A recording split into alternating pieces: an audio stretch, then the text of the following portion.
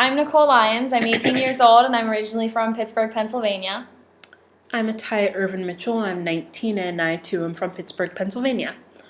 I chose Chatham because I love the small school and I love an all-women's campus. I picked Chatham because, firstly, it had my major. I knew I wanted to go to a women's college so I could go to school with intelligent, empowered, socially conscious women who cared about some of the same things that I cared about. And the first time I visited this campus, I just felt right at home and I wanted that sense of community. Now, in America, the college application process is kind of nerve-wracking. You take an SAT or ACT, you write an essay, you get letters of recommendation, and then there's a waiting process. We were kind of wondering what your college application process was like. And why did you guys choose KMV? I am a biochem major, which is a dual major of biology and chemistry. What kind of majors do you guys have at KMV? I am a communications major with a focus on journalism and a minor in political science. And as a communications major, I have certain requirements such as media literacy, media and society, media and law ethics, photojournalism and documentary making. I have to do an internship, and my senior year I have to do a tutorial project. What are some of the things a journalism major would have to do at KMV? As a biochem major, the requirements here are like biology classes, chemistry classes, and math classes like calculus. What about majors for the medical field in India at KMV? What kind of majors do you offer for people looking to become nurses or doctors or people just involved in the medical field?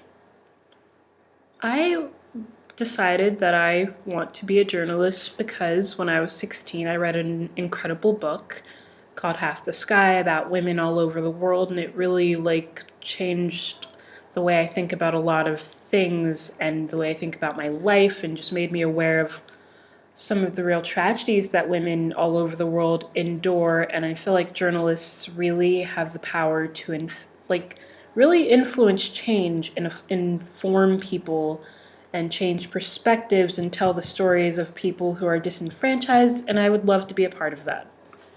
I chose that I wanted to be a doctor because my mom was a nurse, and for the first 13 years of my life, my mom was a nurse's aide, and she worked very hard and didn't get paid nearly enough money for the kind of work that she did. And when I was in 5th grade, about 7 or 8 years old, maybe a little older, my mom went back to school for about a year, maybe 2 years, while me and my brother had to take care of ourselves and put ourselves on the bus together. And so it was hard to see my mom go back to school, especially because she got pneumonia and her hair started falling out, and she was really stressed out while also working. So I knew that I wanted to be in the medical field because my mom and her integrity was such an inspiration to me. But seeing her fight to go back to school just to make the money that she deserved really pushed me to want to go as far as I can go. So I want to be a doctor because my mom is my inspiration. Okay, here at Chatham, since it's a women's college, we do talk a lot about women's issues and our notable alumni, and they really emphasize a lot on us being awesome, world-ready women. We were wondering what it's like going to a women's college in India, what your women's studies center is like, what are some of the things you guys talk about, you learn about, women's history in India.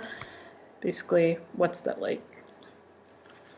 And for the medical field, is there anybody that is going to go into medicine? Do you guys plan on practicing medicine in India, or do you plan on going abroad? In the U.S., as a journalist, when you graduate, you usually work at a newspaper, or blogging's become very popular lately.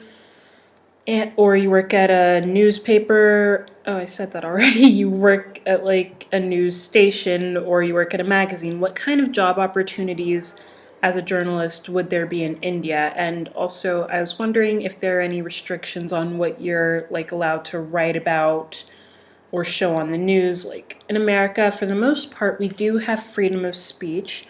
Our journalists ideally are supposed to be unbiased and impartial, but I wouldn't say it's exactly illegal, but it is, well, you can be sued for printing false information about a person. It's called libel. I wondered if there were any restrictions like that.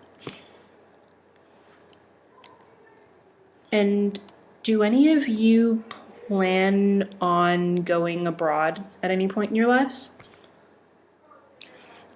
For Chatham, we went. We have an English class here that we attend with Dr. Kingsbury, and it is called a writing seminar for first years. The theme of our English class is women in travel. I personally enjoy this class because I enjoyed the focus on feminism.